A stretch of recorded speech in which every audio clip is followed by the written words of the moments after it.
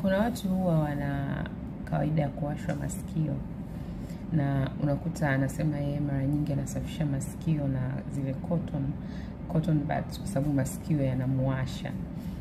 Kikaa siku 2 siku 3 anasema nasikia masikio yanawasha. Sasa ziko sababu nyingi zinazoweza kusababisha masikio yawashe, na nyingine huenda zikahitaji matibabu ama dawa.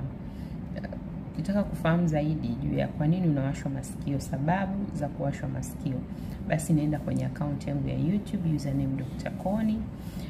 Tumetoa somo kwa ajili ya kuelezea sababu tofauti zinazosababishwa mtu kupata shida ya kuwashwa masikio. Pia usisahau kusubscribe na uweze kupata updates kila tunapofundisha na kutoa somo juu ya condition mbalimbali zinazohusiana na masikio kuwa na koo, yani ENT.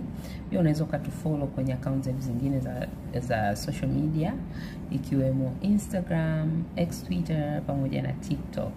Basi nenda YouTube sasa hivi, jifunze. Kama una maswali utachat nami kwa WhatsApp kupitia namba 0718 812 100.